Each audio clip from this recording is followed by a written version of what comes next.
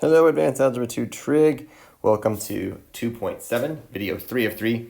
And the topic here is one-to-one functions and then also finding inverse functions algebraically. So 3 boxes here for us to dive into. So let's go ahead and get started. So let's talk about one-to-one functions. So our first concept here is something known as a one-to-one function. So we've already talked about the vertical line test. And the vertical line test says that if I can draw any vertical line that I want, and it only hits the graph in one spot, then it is guaranteed to be a function. So that right here, whoa, that's really big, sorry. That right there passes the vertical line test. So you do a vertical line test if you want to find out if the graph you're looking at is a function, okay?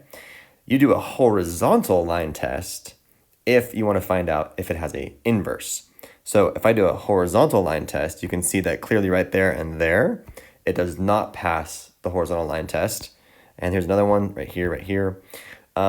Therefore, if it does not pass the horizontal line test, it does not have an inverse.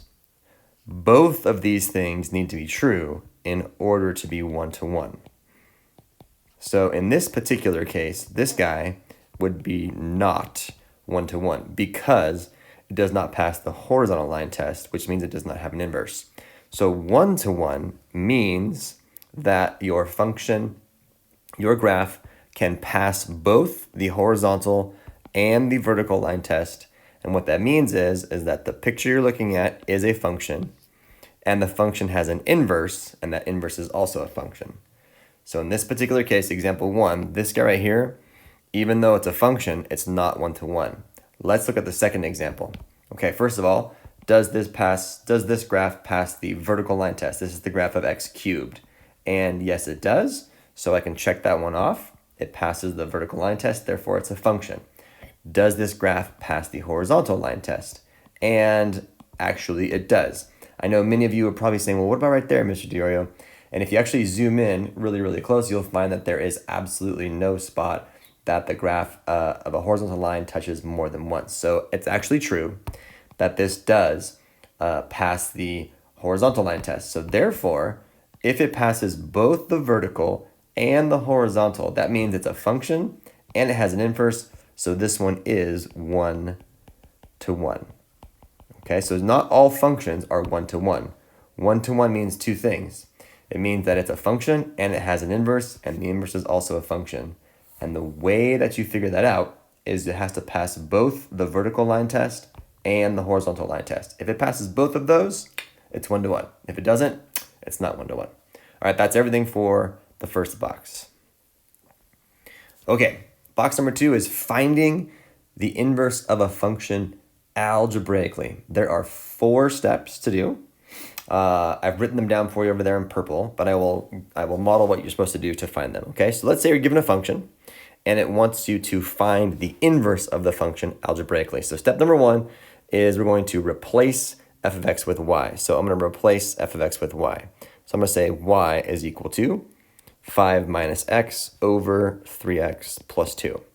Step number 2, it says to switch the x and the y values. You may recall that when we looked at inverse functions graphically, they were like reflected over the line y equals x. So all you had to do was switch the x and the y. That's the reason why we're doing that here. So x is equal to 5 minus y over 3y plus 2. So notice I have switched. Here's my y value, and here are my x values. I have switched them. So now this becomes my x value, and these become my y values. If there's more than one y, then just go ahead and do that for every single y that you have. So we have switched x and y. Now, third step, resolve this for y. Okay, so I'm going to multiply both sides by 3y plus 2. So I'm going to get x times 3y plus 2 is equal to 5 minus y. And I want to isolate y by itself. So the way that we're going to do that on this particular case is I'm going to distribute my x over here on the left-hand side.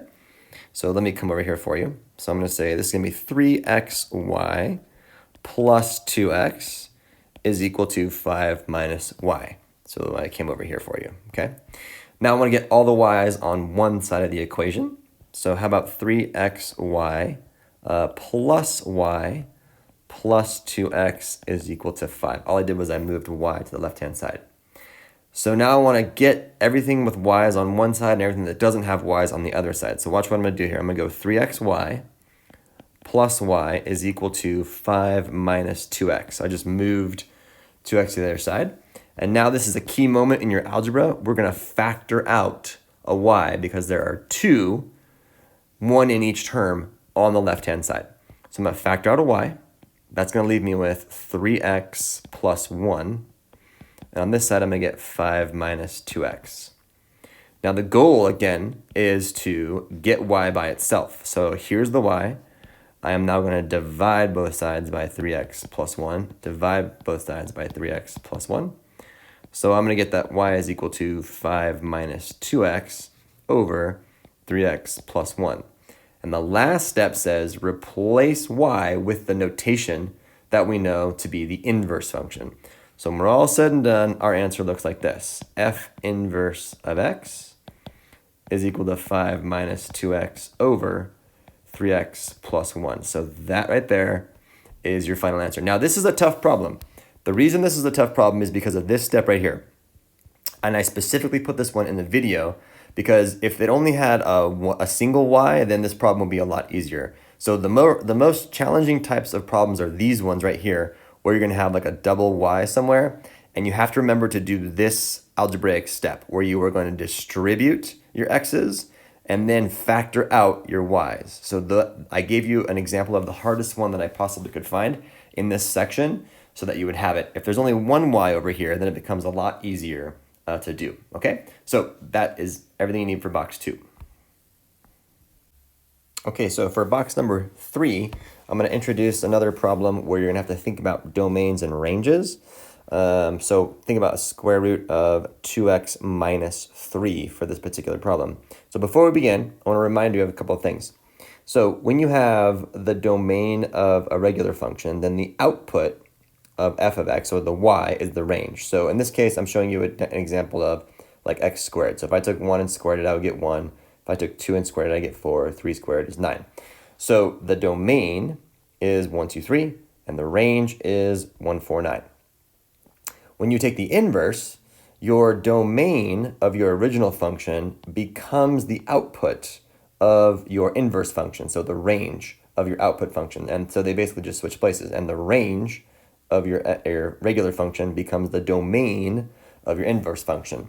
So we're going to use this principle over here in this problem. So the first thing I'm going to do is think about what's the domain of my function here. So let's talk about that. So my domain of f of x is I need to take everything underneath that square root, everything underneath here, and set it greater than or equal to 0 because it is a square root function. So 2x minus 3 greater than or equal to 0.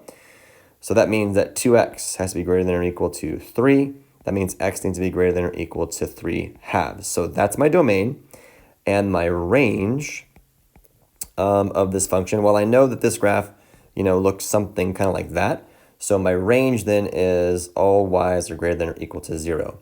So I'm going to use this information because the domain of my inverse function has to be that, the range of my regular function.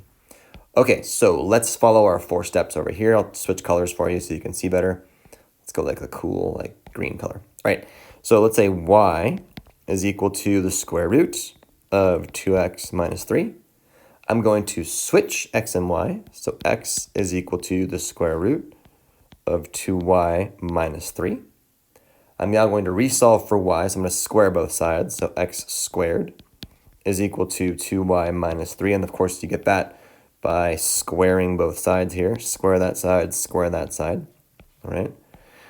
Resolve for y, so we get x squared plus 3 is equal to 2y. So coming over here, dividing both sides by 2 for you, I would get y is equal to x squared plus 3 over 2. Last step, step number 4, is replace y with f inverse of x. So f inverse of x is now equal to x squared plus 3 over 2. All right, so now what is the domain The domain of this thing is the range of my regular function. So my domain would be x's have to be greater than or equal to 0 in this case, okay? Or you could just say from 0 to positive infinity. That would also work. Okay, there you go. That is everything you need for box 3, and that is the end of the lesson.